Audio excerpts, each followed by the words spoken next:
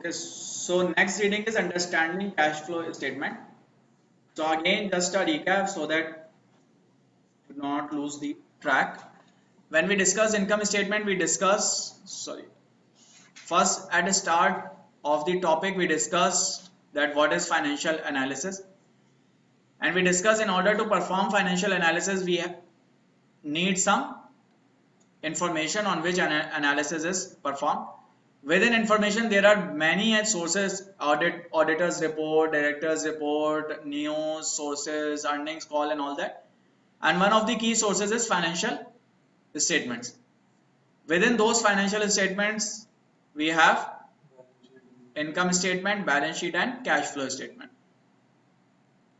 There are two others as well. That is equity statement of equity and OCI. But these are the three major ones on which we have separate readings. In income statement, we discussed that income statement tells us about performance of the company over a period of time. How do we analyze performance? We analyze performance by looking at growth and profitability.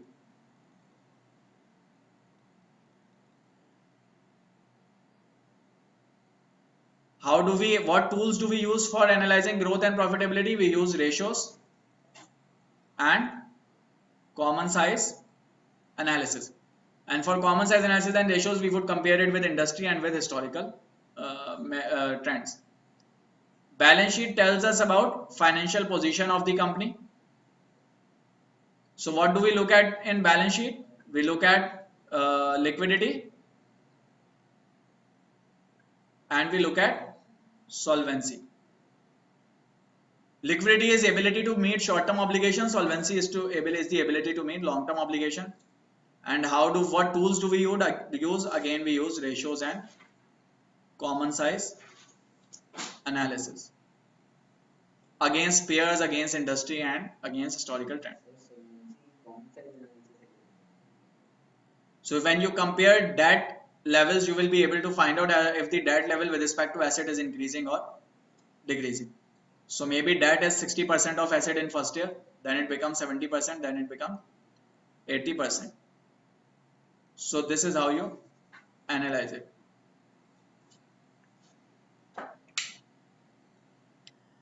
Then becomes cash flow. Cash flow is again a performance based measure, but it is very important. Why? Because cash flow also helps you find out if there has been any manipulation in income statement and balance sheet. Because maybe if profits are growing on income statement but you are not getting cash out of it, that means there is a problem. That means maybe some fictitious revenues or incomes are being booked or anything. So cash flow statement tells you about performance specifically and more of flexibility, that how flexible is the company's operations. In cash flow statement, what do you look at?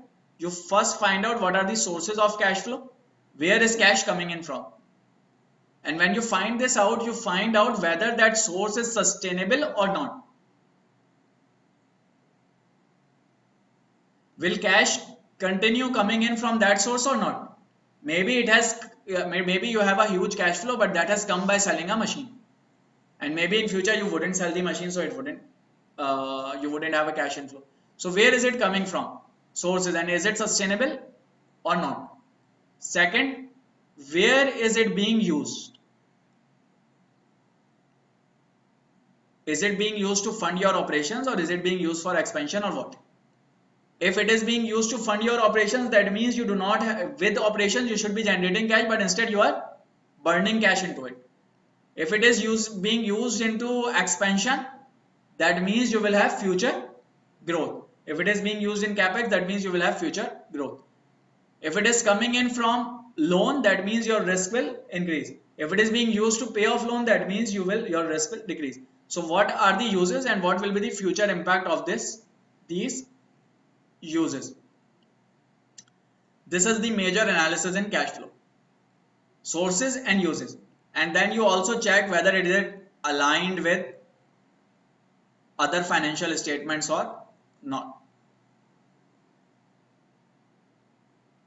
so you also find out that whether is it aligned with the other financial statement or not. So you maybe you plot income statement to cash flow from operations ratio, and run a regression and find out what has been the historical trend, or maybe you compare it with compare the capex with the asset growth on balance sheet and so on. If asset is growing on balance sheet but you do not see any amount in capex, that means there is some problem. So you should find this out. That can be inventory, or that can be maybe company is overvaluing the assets or revaluing the asset. So it is recording reserve in equity and increasing the value of assets. So asset base is increasing on balance sheet, but there is no cash outflow. So you should be matching it. So purpose is that you should be able to find out any such manipulations or any such wrong signals being given by the income statement or balance sheet. That's why cash flow statement is very, very important. Because even if you see a very high profitability on income statement but you do not have cash, that means there is a problem.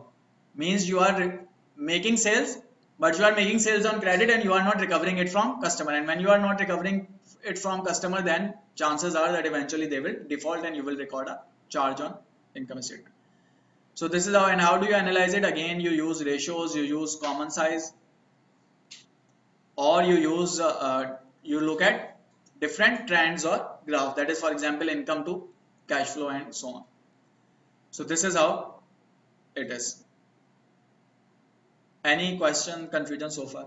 So now we will start with cash flow statement. Remember, this snapshot might not be very relevant for course or exam, but extremely relevant for analytical purposes when you are analyzing a company. So this is the root, or these are the common common factor that you should check in financial statement analysis. Okay, so starting with cash flow statement, when we talk about cash flows comes in through business activities.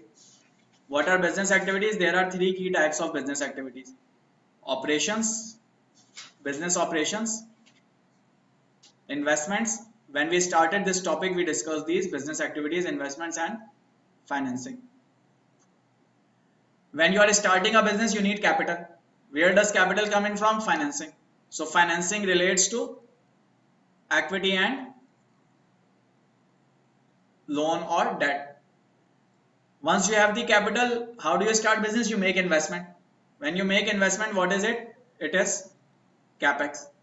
Or maybe you are selling a machine, so it is gain or loss from, or divestiture of assets. Or you may be making an investment into bond or anything else, that is also investment. So many different types of investment. Once you have made the investment, you start the business. Then what do? You make sales. When you make sales, you generate income, and you generate income through core business operation. So it will include your operational inflows, like for example sales. It will include your expenses, and it will include your operational incomes. So that's how it is divided, and this is how cash flow statement is also formed. In cash flow statement, you have three segments: cash flow from operation, cash flow from investments, and cash flow from financing activities. Any problem so far? There can be certain items which can either be recorded in operation or in financing. So how do you decide where should they be recorded? You decide it based on the accounting principles being provided to you. So you decide it based on what IFRS tells you and what US GAAP tells you. Generally, IFRS will give you some flexibility, but US GAAP will have a rule-based approach. That is, it will tell you that this item should go, for example, into financing, or this should go into operation. While maybe IFRS says that it can either be a part of operation or be a part of financing. So this is about cash flow statement. Classification of business activities.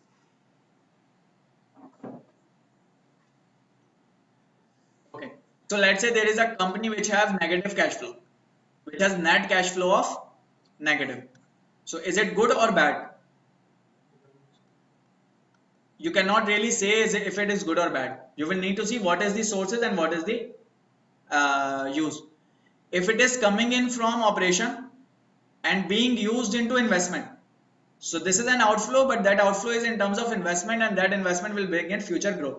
So this negative cash flow is good.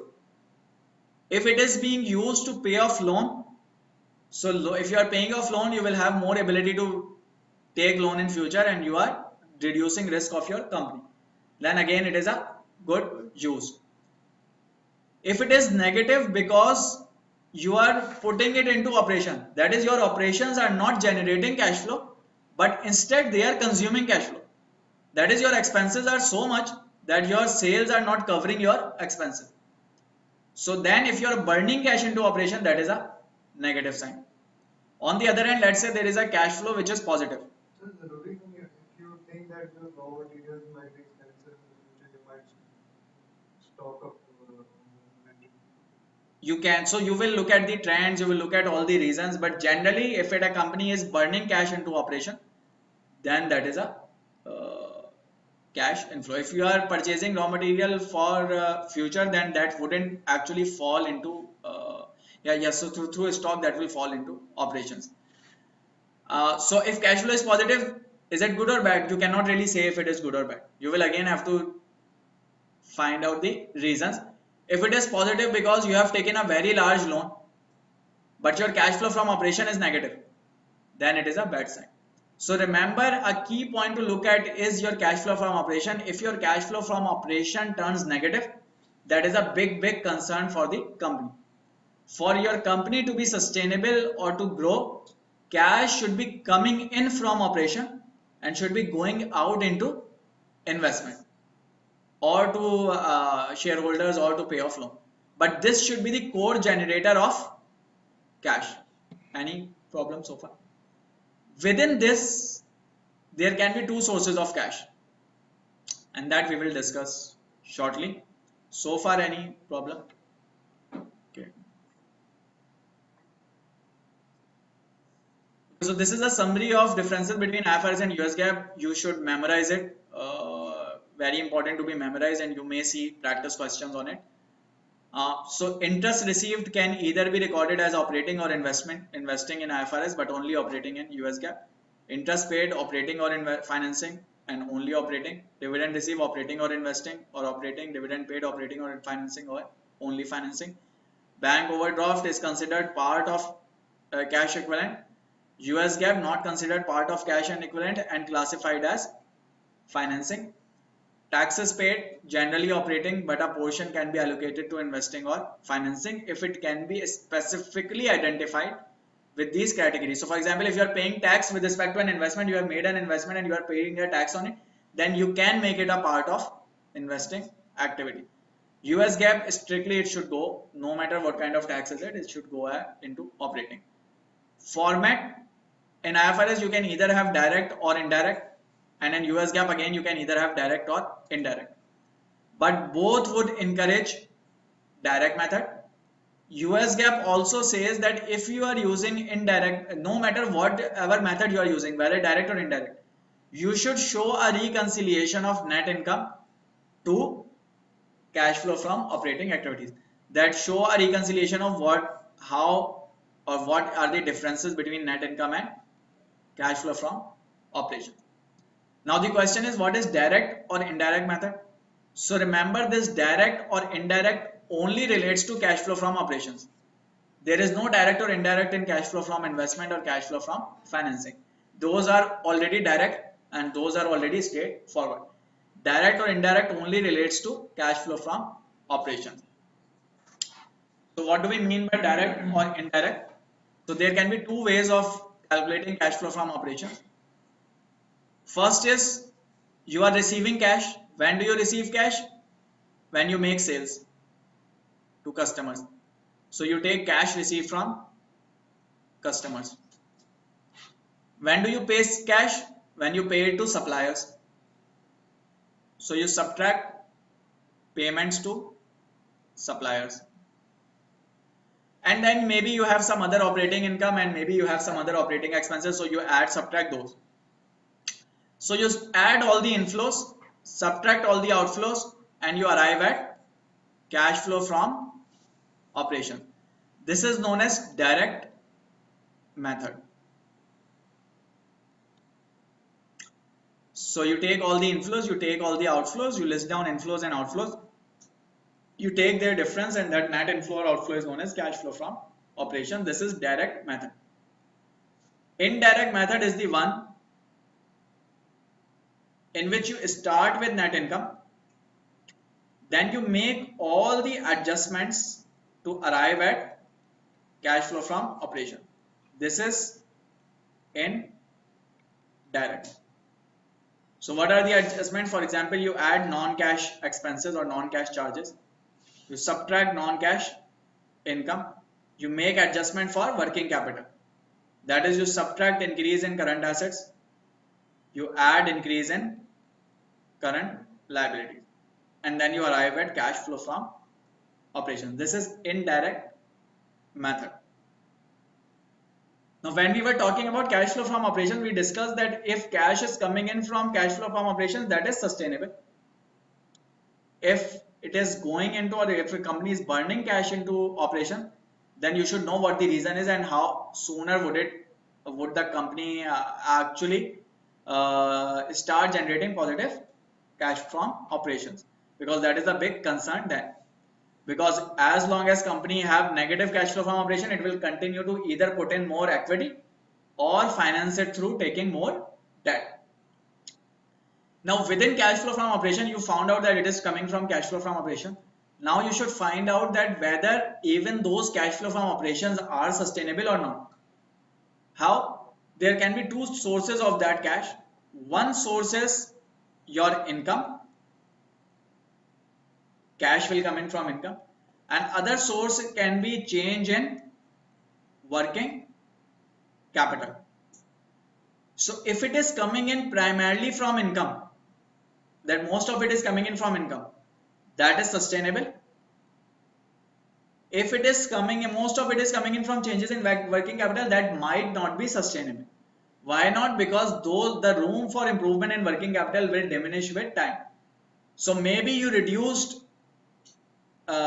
receivable days, and so you generated higher cash. So but there is a limit to which you can reduce it. You may reduce it 1 year, 2 year, 3 year, but then you wouldn't be able to reduce it further.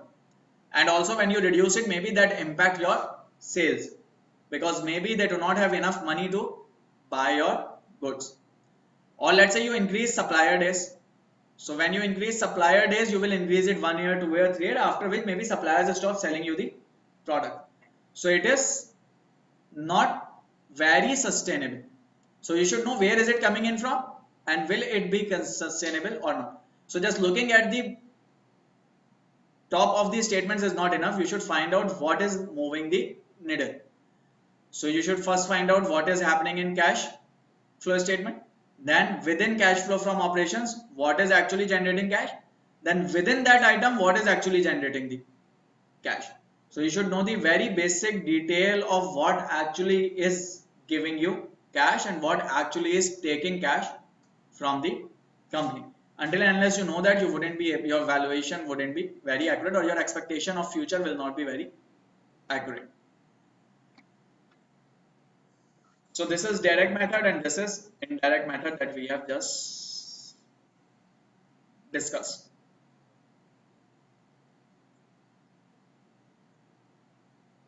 Now the question is that if you are using a direct method, this we just discussed, that how cash flow statement is linked with income statement and balance sheet. We have discussed it many times. So for example, you make sales, that sales go into P&L. Maybe that sale is partially made on cash, so that goes into cash flow statement. Maybe partially it is made on credit, so that goes into balance sheet. So for you to reconcile any amount, you need to know what is going where in each of the financial statements. So that's how these all are linked. Now the question is, if you are using direct method, what do? You record or list down all the inflows and outflows. So for example, first inflow is cash from customers, correct? So how do you get cash flow from customer? You have P&L, you have balance sheet, but on both of those you do not have cash from customer. In cash flow statement, you have to put cash from customer. But if you know this amount which is going into P&L, and if you know this amount which is going into balance sheet, then you can find out this amount which should go into cash. So for example, you made $100 sales, and from this $30 was on credit.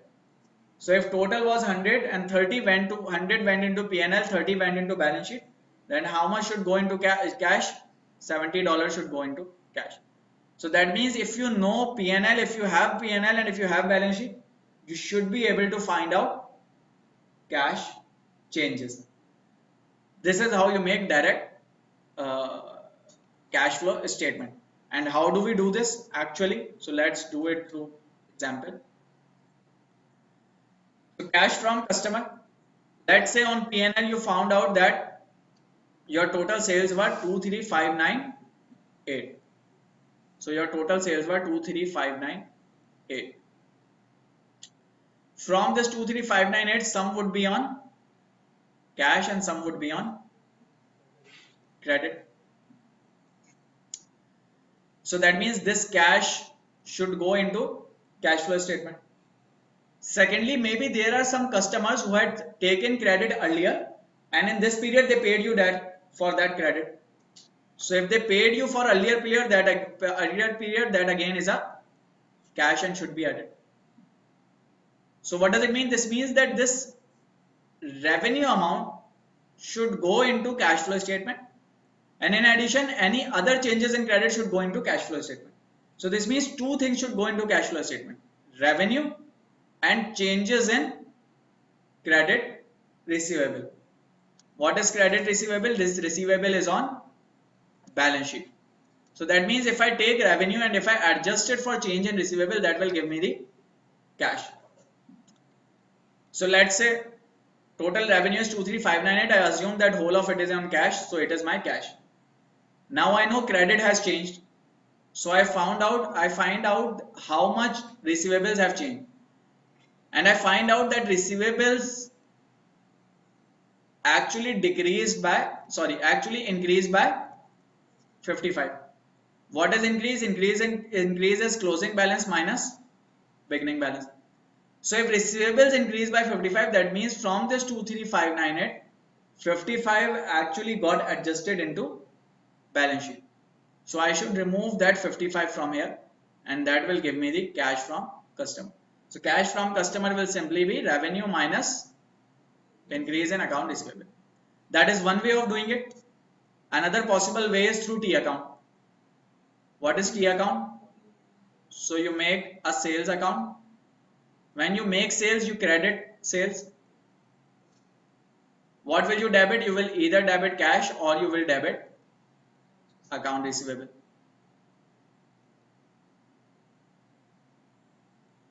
In account receivable, you will have some beginning balance and you will have some closing balance. From this, the difference between beginning and closing balance would be the balance here, balance here. That is, if it is credited, it will be debited. And on cash, whatever you will have beginning balance and you will have closing balance. After adjusting for each of these, if you subtract this change in account receivable from sales, that remaining amount will be cash. So it can be positive or it can be negative, and then you take it here or here. If your account receivable is increasing, that means impact on cash will be lower than revenue. If account receivable is decreasing, that means you are also receiving from previous period, then cash will be higher than revenue. So simply speaking, revenue minus increase in account receivable. So one method is this and other method is this. Both should give you the same answer. Beginning account receivable plus revenue minus ending account receivable will be your cash collected from customer. Similarly, if you are paying to suppliers, How do you pay? You pay for purchases, correct? So that means you first find out purchases. How do you find out purchases? Purchases should be the same as cost of goods sold. But then again, maybe you purchase something extra, or maybe you use something from previous year. So that means some of purchases would go into cost of goods sold and other would go into balance sheet in terms of change in inventory. And if you sum up cost of goods sold will change in inventory, that will be your purchases. So purchases are cost of goods sold plus increase in or change in inventory. These are your purchases 1, 2, 1, 6, 3. Any problem so far? Now once you have purchased it, you will pay for it. So assumption is that either I will pay through cash or I will have it on credit. These are total purchases. If I remove credit amount from these, that will give me the cash. Where should I get credit amount from? Balance sheet. Where do I have, what do I have on balance sheet? Accounts payable. So increase in account payable with my credit. So if I subtract increase in account payable from purchases, that will give me the cash paid to suppliers. So similarly, you can do it for each one of these. If your concept is clear, you should be able to do it. For other expenses, I have these expenses. If I have expenses, I will either pay through cash or I will delay it. That is accrue it. Or I will pay in advance. That will be prepaid. So these are total. I go into balance sheet and find out accrued expenses, increase in accrued expenses. I go to balance sheet and find out increase in prepaid expenses. I subtract increase in accrued expenses and I add increase in prepaid, I add increase in prepaid expenses, and that should give me the total cash paid for the operating activities. So either I paid in advance. If I paid in advance, that will again be a part of cash, so I add it, or I have delayed the payment. If I have delayed the payment, that is not a part of cash, so I subtract it. So either you write it like less decrease, or you can say add increase, same thing. So add increase in prepaid, less increase in other accrued liabilities. Both are the same. Less decrease or add increase is the same thing. Add increase would be easier to remember, so do it that way. So you should know that what is changing the cash statement. How much is going into P&L, how much is going into balance sheet. These two should reconcile with cash flow statement. If these two don't reconcile with cash flow statement, there is an error in your analysis. Unearned revenue is your current liability that will be adjusted here in cash received from customers. So that will be added to cash received from customers. Just like you add increase in prepaid expenses here, you will add increase in unearned revenue here.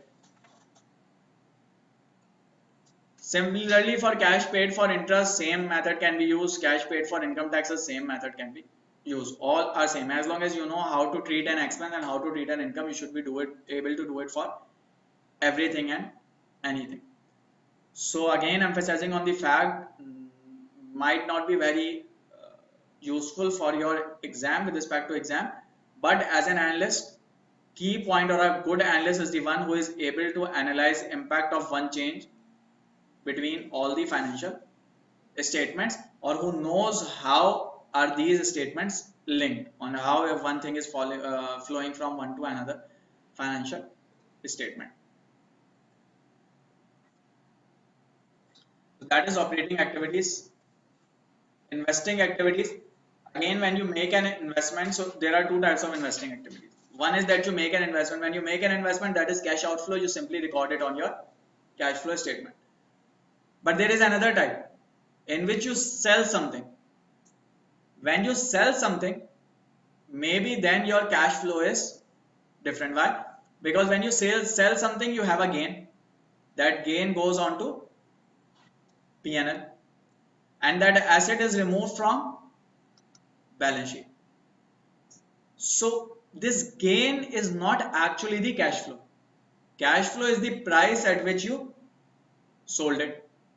So what is the price? Selling price is net book value plus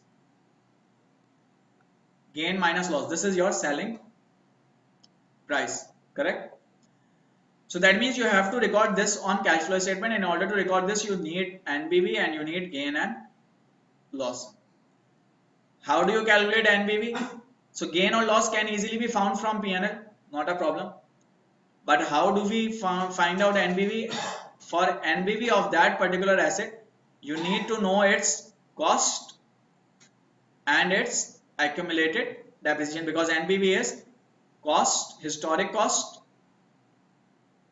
minus accumulated depreciation. So that means you need to find out historic cost and accumulated depreciation. When you go into balance sheet, you will find historic cost of all the assets. So, but you have to pick that particular asset for which you need historic cost, and same goes for accumulated depreciation. So how do you do this? So starting with historic cost, you have a beginning balance on equipment, which is 8,555. Why on debit side? Because it is an asset.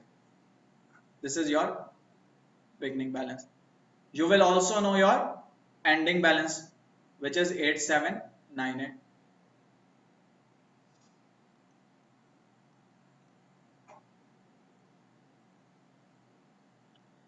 During this time, you would have purchased some asset or equipment. When you purchase it, what is the entry? Asset debit and cash or whatever is credited. So let's say you purchased equipment worth 1,300. So that is your asset debited by 1,300. So you started with 855, you added 1,300 to cost. This is, remember, is a historic cost account. But your ending cost was 8,798. How is it possible? This means you have sold out something as well. So what is the amount which you have sold out? You balance it, that is beginning plus cash minus ending, and that gives you the value of equipment being sold out, 1057. Remember, this is the historic cost of that equipment. This is not net book value. For you to calculate selling price, you need net book value, because your formula is net book value plus gain minus loss. And for net book value, you needed historic cost, which you have received. And now next thing is that you need accumulated depreciation. Yeah. So now you go into accumulated depreciation. For that, you will look at accumulated depreciation account. It has a credit balance 2891. Ending is 3443. During this year, you would have recorded some depreciation. When you record depreciation, it is depreciation expense debit and accumulated depreciation credit, 1052. Now this should have gone to 2891 plus 1052, which is approximately 3000. But ending balance is 3443, which means you have debited something. What is it? Beginning balance of accumulated depreciation 2891. Depreciation expense from income statement is 1052. Minus ending accumulated, it is coming out to the credit side. So it will come in here. It should be on that 1052 2891 is 2991. Sorry. So what is the total of 2891 plus 1052?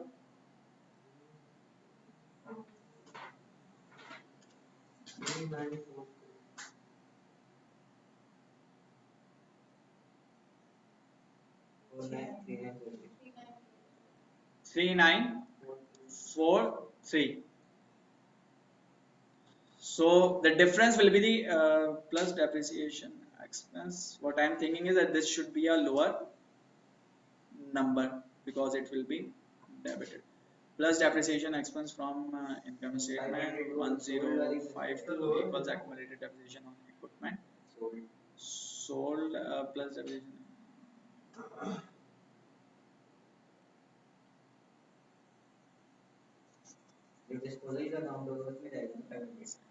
This is sorry, it will go into disposal account, but this should be debited. Accumulated depreciation should be debited.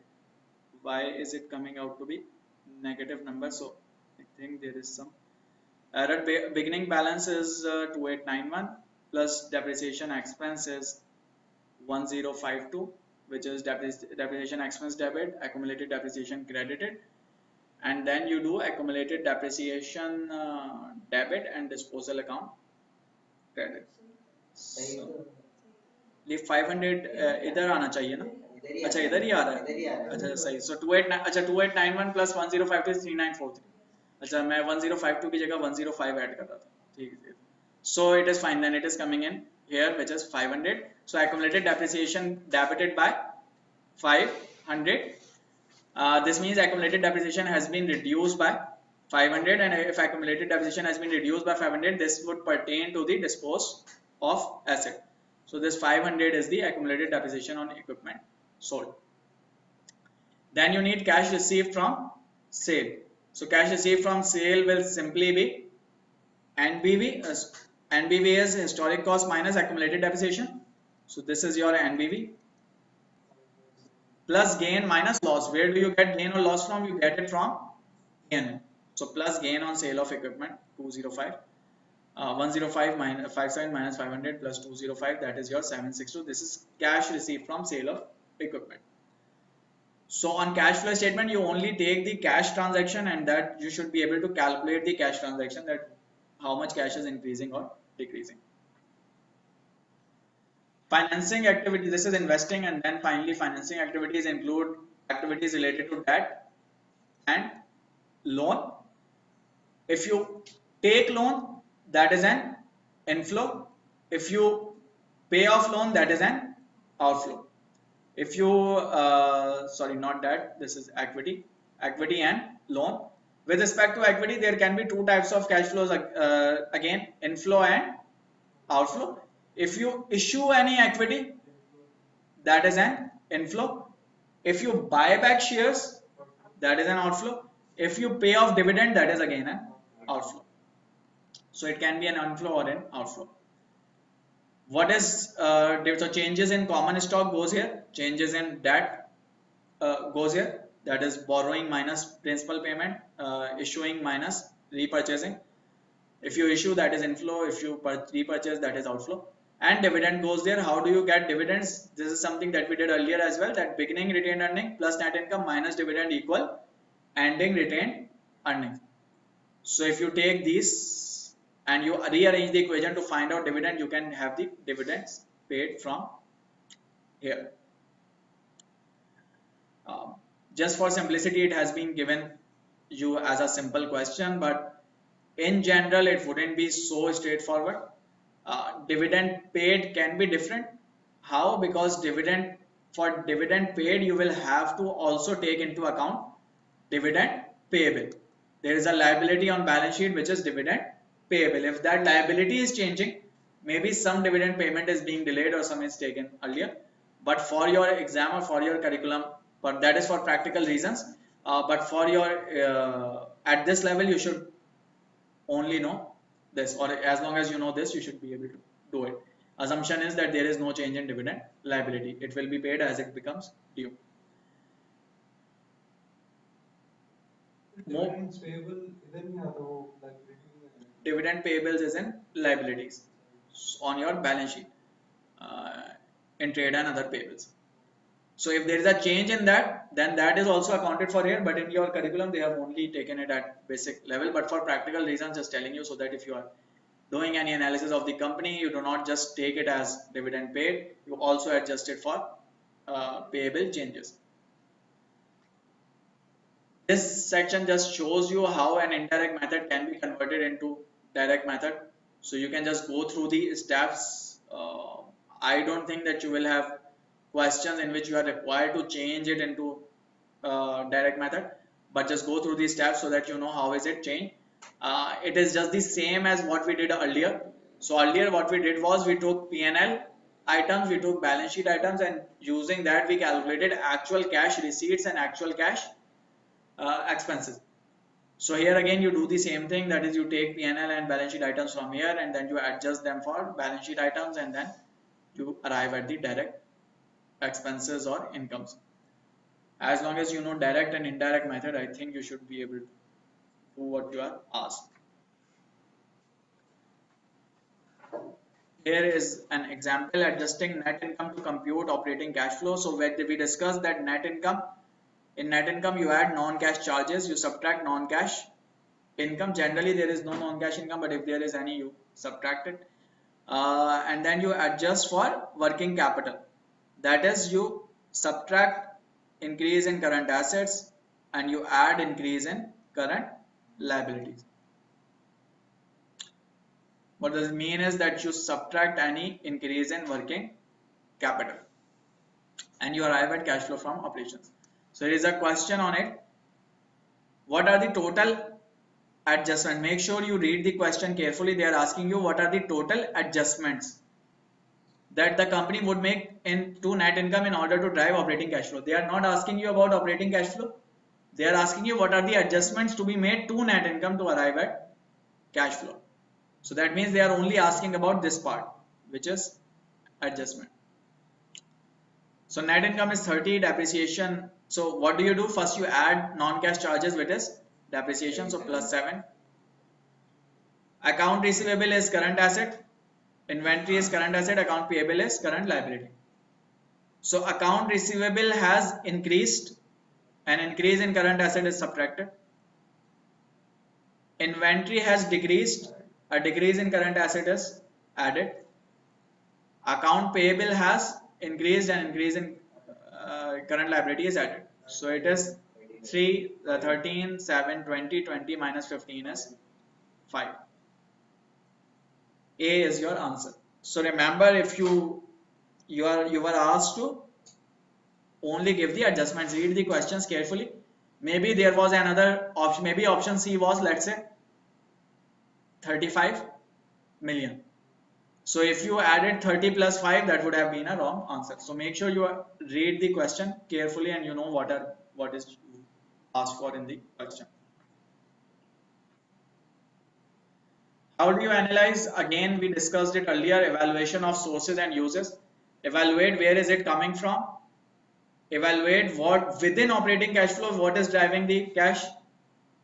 Within investment, what is driving the cash. Within financing, what is driving the cash. So only knowing where is it coming from, operating, investing or financing is not enough. You should go into detail and find out what is actually driving the cash and then find out whether that source is sustainable or not, or what will be its impact in future. So for example, this is 2008-2009. Overall, if I look into it, net cash flow is increasing, which is fine. Where is cash coming from? I find out that cash is coming primarily from operations. So this is a positive sign. Where is cash being used? Cash is being used in financing activities, which means either company paid a dividend or it paid off loan. Both are positive signs. So again, this is positive. This is not a significant number. In any case, can be removed. So overall, it looks like company is doing good. Its cash flow statement is showing strength.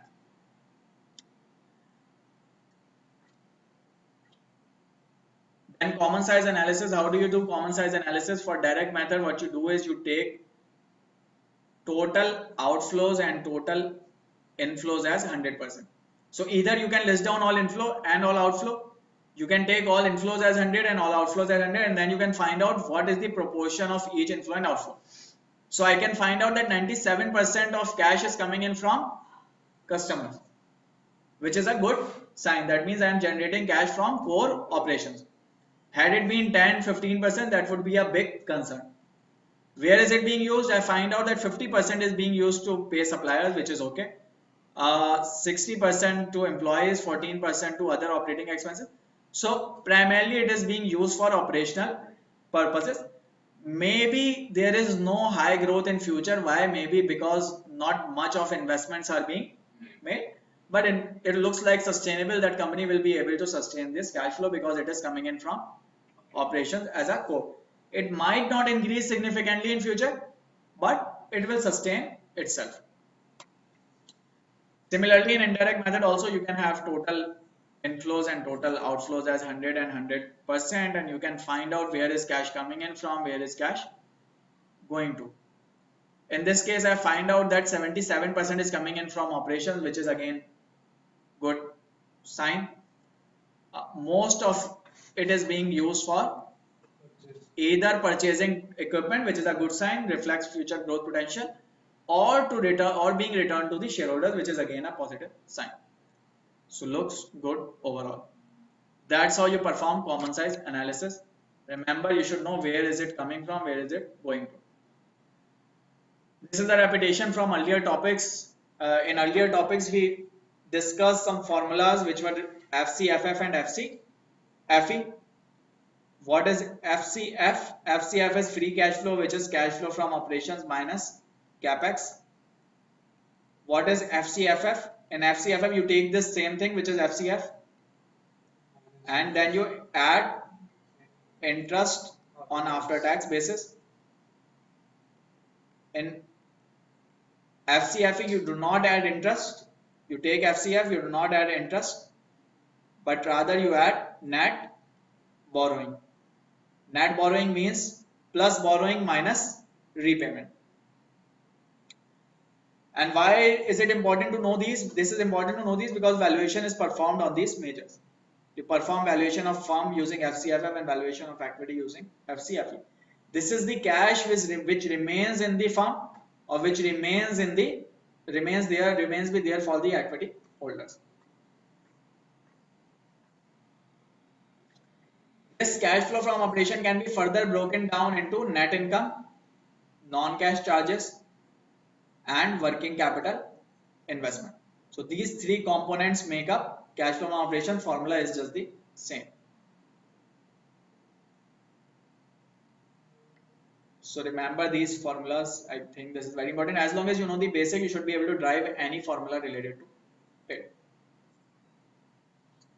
And ratios, with respect to ratios, cash flow ratios can be categorized into two broad segments: performance and coverage. Performance relates to the analysis of overall performance, and coverage is related to your liquidity or solvency analysis, or your risk analysis, that is your ability to pay off obligation. So performance ratio includes cash to revenue, cash to asset, cash to equity, cash to income, and cash flow per share. And generally in all of these, we take cash flow from operations as a proxy for cash.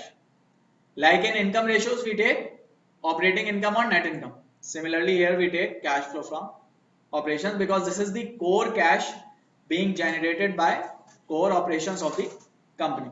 Other cash may be unsustainable or may be volatile. This is the cash coming in from operations. So we can compare it with revenue, we can compare it with total asset, we can compare it with equity, we can compare it with operating income, or we can compare it with number of shares outstanding, that how much is cash being generated for each shareholder, for each one share.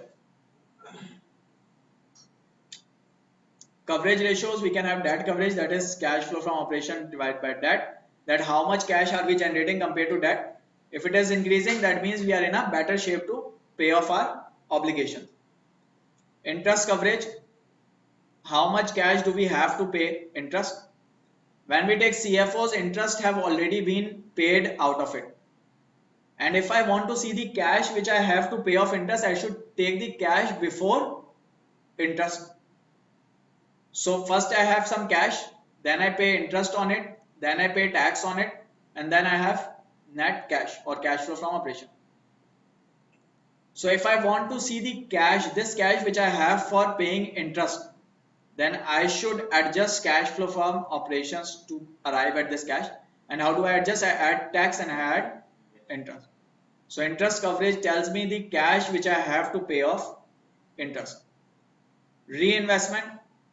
Also remember there is another interest coverage ratio in which instead of taking cash, you take income, earnings before interest and tax. EBIT. EBIT, Or yes. time interest. Sorry. Time interest. Yes. So that is another way. So interest coverage can be measured through cash or through income, both. Reinvestment, cash flow from operation divided by cash paid for long term asset. If you have invested into an asset, if you have made a big investment into long term asset, if you have bought something, you divide it by cash, how much cash are you generating, and from that how much have you invested, what multiple of your cash have you invested. Debt payment, CFO divided by cash paid for long term debt. Dividend payment, CFO divided by dividend paid. Investing and financing, if it is very high, CFO to dividend payment. If it is increasing, that means company now has more potential to increase dividend because it is generating higher cash than what it is paying out. Investing and financing, cash flow from operations divided by cash outflow for investing and financing uh, activities. So idea is that you can compare cash with anything or everything, and you can find out its uses so that you know that how much muscle do you have to borrow more in future, or to meet future obligation, or to pay dividend in future, or to keep growing or investing into your business. So you can compare it with anything and everything. And one thing which is of key interest that I would like to highlight is cash to income. If you look at the longer term trend of cash to income, operating income, cash flow from operation to operating income, this should show you some stability. In sometimes maybe it is higher, sometimes maybe it is lower, but eventually it should show you some trend or some stability. If there is a large continuous difference between these two, that means there is a problem. Let's say your income is moving like this, cash flow from operation is moving like this. If this gap is increasing, that means there is a problem. You are realizing more income, reporting more income than what you are actually converting into cash. Maybe going into credit sale, maybe you are recording a fixtures revenue, so you need to find out the reasons that where is it actually coming in from, because in general both should move in the same direction. If the gap is increasing, that is a problem. So this ratio should be consistent over time. Maybe you convert 90% of income into cash, or maybe you convert 85 into cash. That ratio should be stable and should be very high. Otherwise, if the gap is increasing, then that is a big problem. So that is about cash flow statement. The sale of a building is an asset for cash, would be classified as which type? Investing, because when you sell an asset, that is an investing activity. Which of the following is an example of a financing activity on the cash flow statement under US GAAP? So financing is dividend, payment of okay, this will be investment and this will be dividend. Which of the following components of cash flow may be prepared under the indirect method under IFRS and US GAAP? Investing and financing doesn't have the indirect method, only operating has indirect method. Which of the following is most likely to appear in operating section of a cash flow statement under the indirect? In indirect, you start with net income, then you add non-cash charges, then you subtract non-cash income, then you subtract changes in working capital. So net income is clearly the answer. Cash paid to supplier, cash received from customer are a part of direct method.